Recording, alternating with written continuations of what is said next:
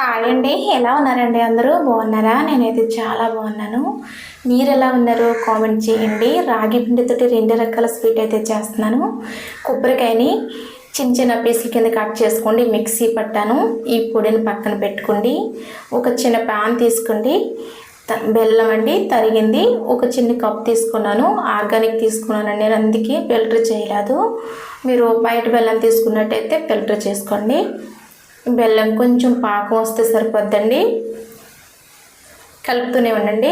త్వరగా పాకం అయిందంటే మళ్ళీ ప్యాన్ కంటిపోయే ఛాన్స్ ఉంటుంది కాబట్టి కంటిన్యూస్గా కలుపుతూనే ఉండాలి. ఒక హాఫ్ స్పూను ఇలాచి పౌడర్ కూడా వేసిన కొబ్బరి కూర పక్కన పెట్టుకున్నాం కదండి, అది వేసుకుని కలుపుకున్నాం. కలిపిన తర్వాత కొంచెం దిక్కయ్యాక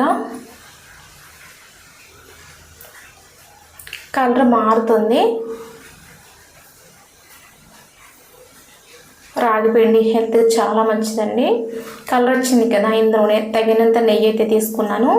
మీకు నెయ్యి వేసుకోకూడదు అనుకుంటే కనుక స్కిప్ చేయొచ్చు, అది మీ ఛాన్స్ అండి.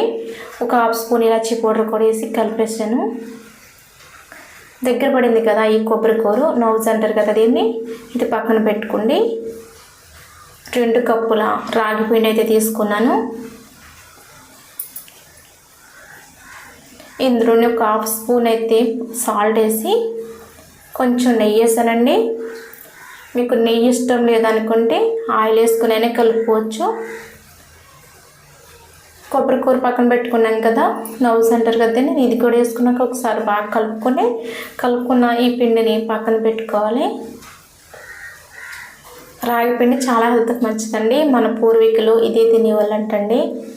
మనమంటే అంతగా ఇష్టపడతలేదు కానీ చాలా మంచిది. ఆవిరి కోసం ఒక ఇడ్లీ పాత్ర తీసుకుని తగినంత వాటర్ వేసుకుని పైన ఇడ్లీ రేకు ఉంటుంది కదా, అది పెట్టుకొని జిల్లిడికాయలు చేసుకుంటారు కదండి, అది తీసుకుని ఈ రాగి పిండి ముద్దను పెట్టి రోల్ చేశాను.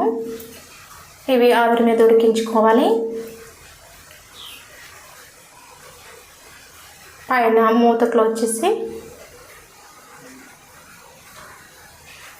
కొబ్బరి కూర నెయ్యి వేసాం కాబట్టి చాలా బాగా ఉంటాయండి.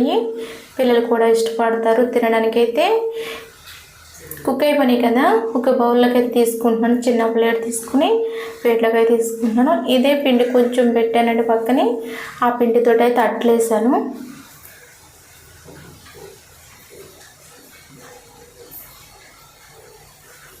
కొద్దిగా వాటర్ వేసి కొంచెం దోశ పిండిలా కలుపుకోవాలి. ఈ కలుపుకున్న పిండిని ప్యాన్ పెట్టుకోండి. కొద్దిగా ఆయిల్ కానీ నెయ్యి కానీ అప్లై చేసి దోశలాగానే వేసానండి. 2 వైపులా వేగిన తర్వాత ఒక ప్లేట్లోకి అయితే తీసాను. సేమ్ దోశలా వేసుకోండి.